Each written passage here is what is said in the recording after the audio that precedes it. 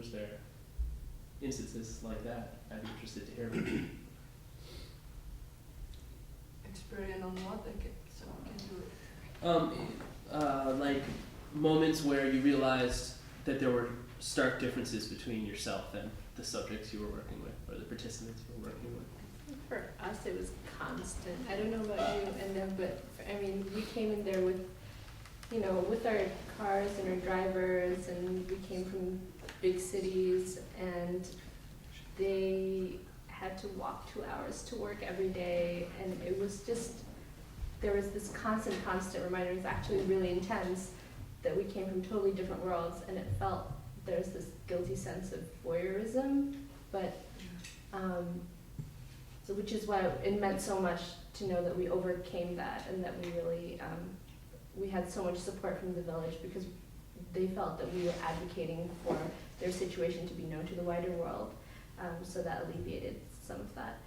But for me personally, I think it was constant, just reality checks and having profound moments of just admiration for Dada and her grandmother. Well, what I love about Dada is when I was like having interview after the shooting, the day after, and I found out that we thought that she's living in miserable life, house without floor and without furniture, and only we have small room for 5 people, 3 kids and her husband sleeping together. But when I have interview with her, she's just not complain at all about her life, and she's just like, this is my life, I live this every day now. I don't want anything I watch in TV with the material world. I just want this life, and she said that I could not imagine if I live in the city, and that's the most grateful I heard about her life herself, and it was amazing about. And it's like she's like so very giving herself to us, and it's just like nothing to. It's just like mutual, and that's why in the many pictures it's just like acting that we are not there. It's just like doing her activity, just a normal day, and without any direction. You have to go there, and no. We just, the things is when the funny thing is when she and her husband walking to the hills and walking very fast, and that's the thing we cannot follow because we are bringing and we are left behind. It's very difficult. We cannot avoid. That's the most incredible thing about her. I don't know what experience you have with your friends, maybe you. Yeah. I heard about the Lebanon that you were shooting on the refugee camp,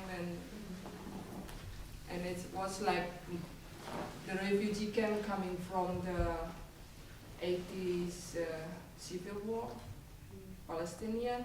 The refugee camp was actually about 60 years old. They were just celebrating their 60th anniversary the week or the day that we were there, or the day after the shoot.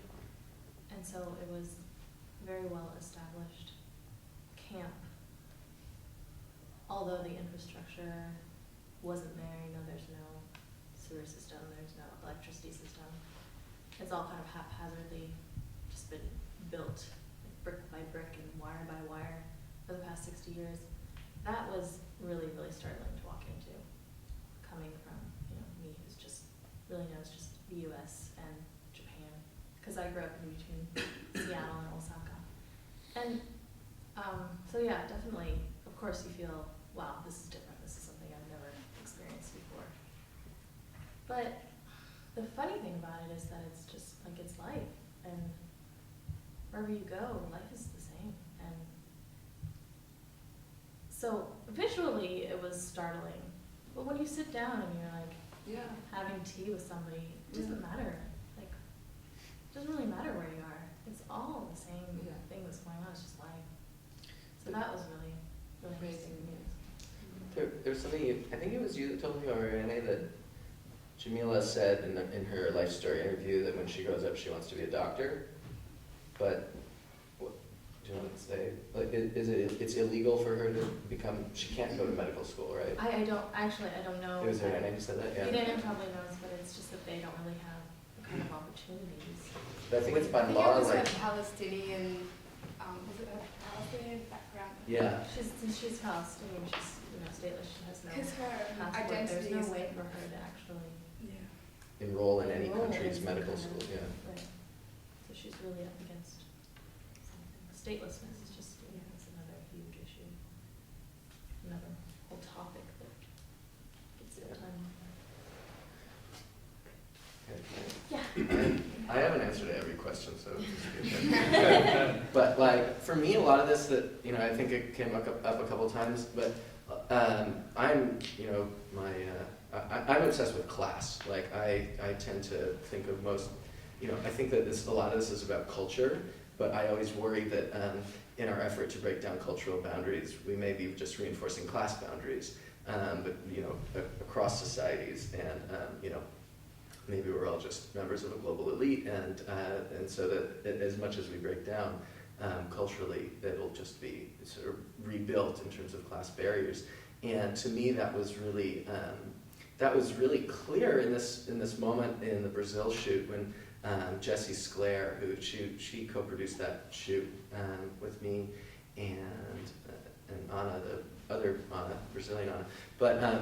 Jessie's British, and she had this beautiful penthouse, 3-story apartment in Sao Paulo, and is married to a Brazilian. And we hosted like the pre-shoot party kind of dinner to talk about what the shoot was going to be like at her apartment in Sao Paulo. And it was pretty amazing because Hi-El and his friends came, and all the different camera operators and people, and we were in this, it's an amazing apartment, but it's also in kind of the old, sort of burnt out downtown, not very safe area. But like this sort of clash of classes and cultures there was present throughout that shooting experience. And then when we actually did the shoot, at the end of it, one of the camera operators, who was a Brazilian, he came up to me and I thought he was going to kill me because the shoot, he'd been shooting for 8 hours, and he came up to me like determined to say something. And what he said was, "David, thank you so much for this shoot. This was like the best film project I remember participating in for years. And if it hadn't been for Global Lives, I would have never seen this part of my own city." And because he's a middle-class Brazilian, he would never have gone to the slums. They just kind of don't go to the slums of their own city. And so for me, that was a really special thing. And I think all of this, like bringing people from different classes closer together, bringing people from different cultures closer together, it's often really uncomfortable for people on both sides of it. But I think I've spent enough time with Hi-El in Brazil. I just saw him a month ago, and I saw a bunch of his friends, and I think I had a very similar feeling to what Oka describes as in a way, we're trying imperfectly to give a voice to the voiceless, or to it's so cliche, these ideas, but to bring their reality closer to people of very different realities. And I always conceived of the project as something like let's bring, there's lifestyles of the rich and famous about lifestyles of the poor and miserable. Where is that TV show? That's what's missing. And initially I sort of thought of this as that would be kind of my contribution. But I don't think it's that at all, because it's become this it's multilateral. It's not just like that, sort of going one direction kind of thing. And I saw that in all of the crews and in all the participation. I think most, or not, if not all, the crews had people from many different class backgrounds, many different cultural backgrounds. Most of the crews had people of multiple nationalities. And yeah, anyways, those are some thoughts in reaction to that. Just have one. Yeah. Can you plug her in? Plug her in. The ceiling looks lovely. Okay, go ahead. Thanks.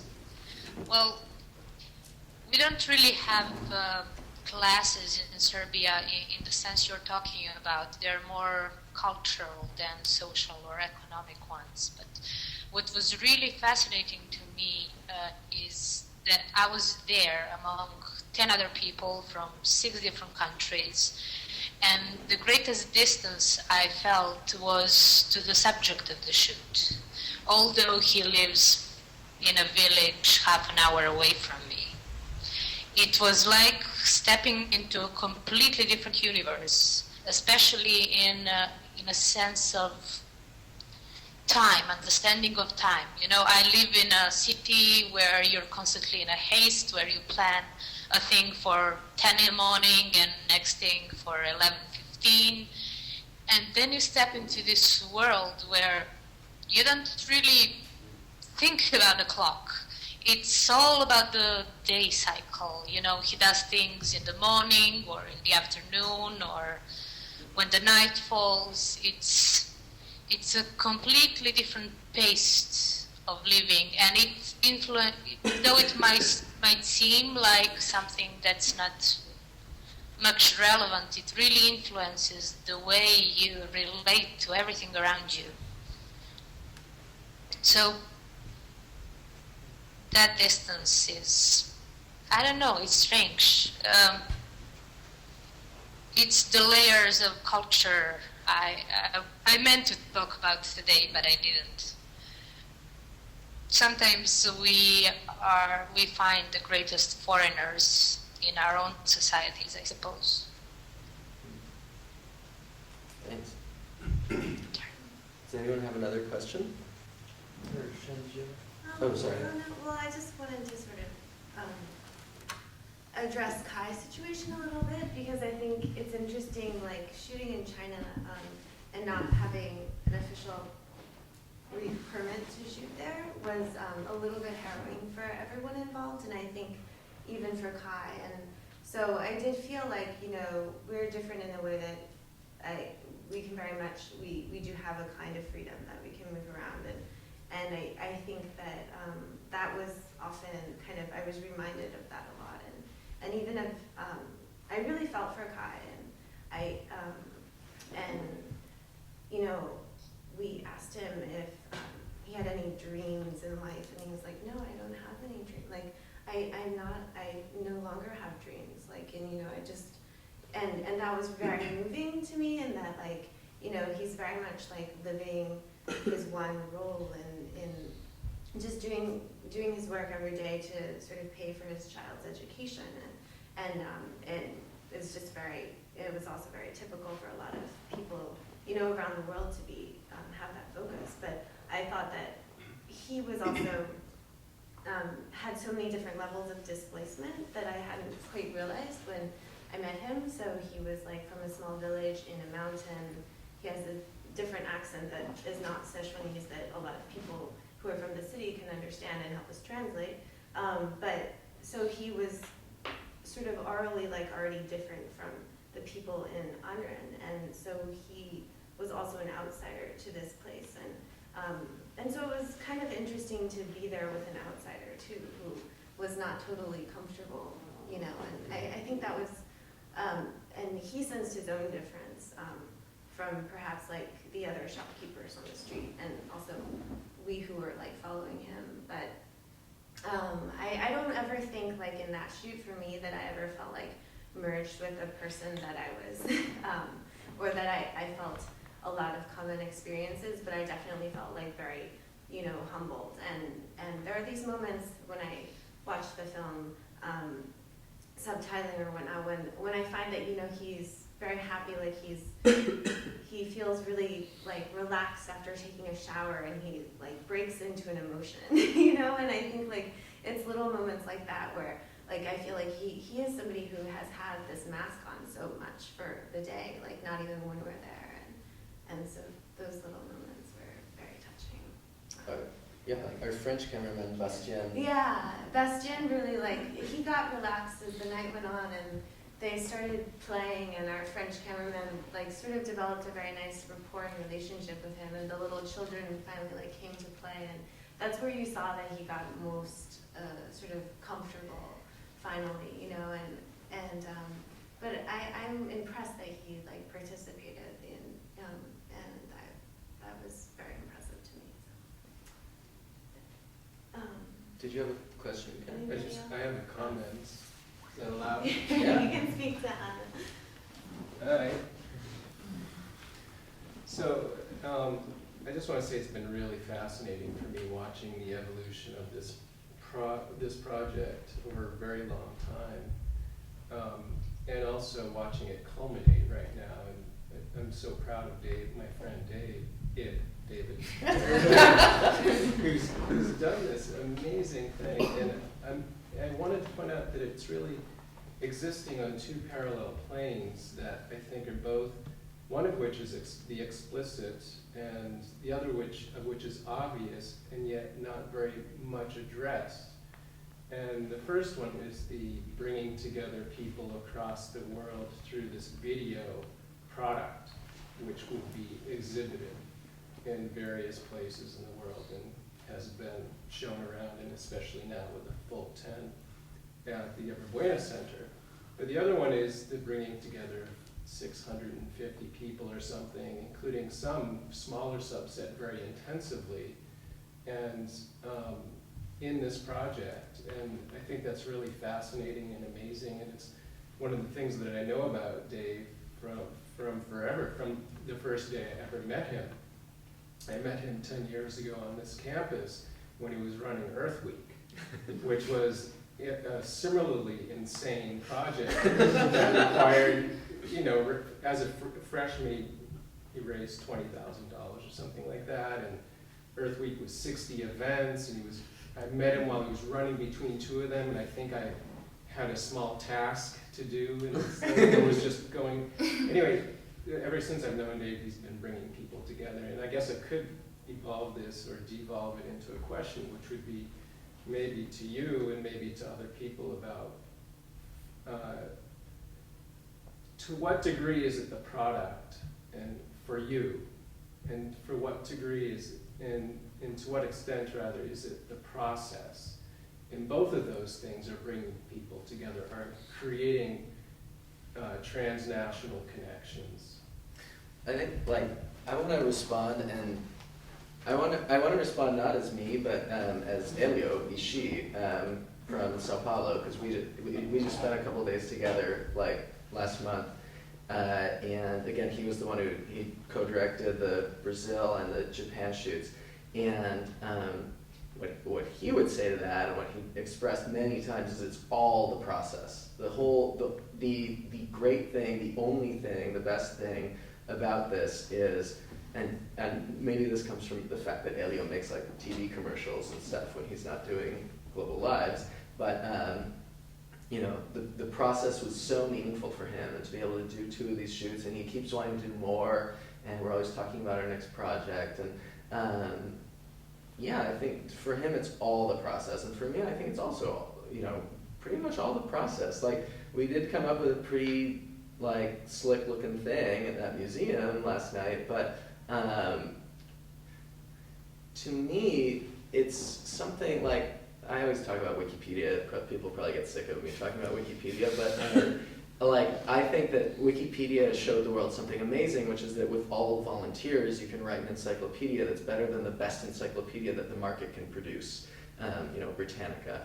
And to me, Global Lives, I think, in this present form, is something that the market could not have produced, or the market would not have produced. And this process of using volunteers is, what was the academic jargony term? This is a counter. We're counterpublic. We are a counterpublic, or something like that. We're doing something the way that this project was done that you just couldn't start a for-profit company and do this successfully, and it wouldn't be a good company, and it wouldn't work. And I think it's really important that this is a nonprofit. I think it's really important that anyone can download our videos for free and watch them from anywhere. And I think that had we not started it that way, and had I not started this project after having lived in a hippie co-op in Berkeley for 3 years, and had I not had this sort of background as an environmental activist and organizer with Dan, I think that those are kind of the roots of this project, and I think that's what made it special, and that's what made it possible, and that's why no one else had kind of done it before, because it was kind of a weird fusion of different things. The only thing I would say is that I think that the product does kind of self-select people that would be willing to participate in the process. And that's just been a fantastic experience, like being people that are committed to doing this kind of open-ended, long format, non-market driven work has essentially self-selected a group of people that I'm just very honored to have worked with. So I think there's a fundamental connection between that.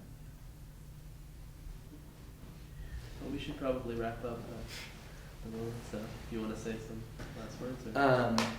No, I just want to just thank you so much to Anthony and to Laura for making this happen, to Jason Price for getting us the room over there on campus, to Vita, who's here from the Indonesian consulate and who's been very generous and will be getting us dinner tomorrow, which is very exciting. I hope everyone can make it. Yeah, it'll be good. We'll have info on that later. And yeah, thank you. And Ken didn't mention, but he actually did put some sweat into that exhibit that was built there. And I think this is just so exciting.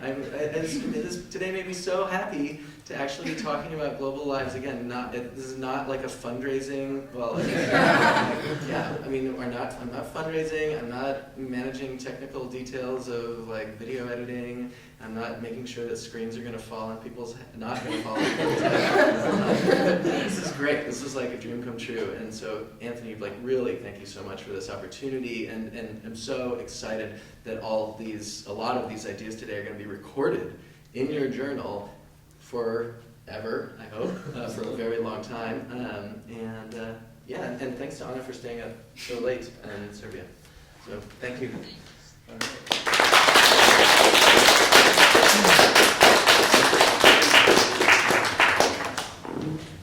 All right, we'll see you tomorrow. Can we have like a picture together? Yeah. So tomorrow we start at 12:30 Pacific time. If you want,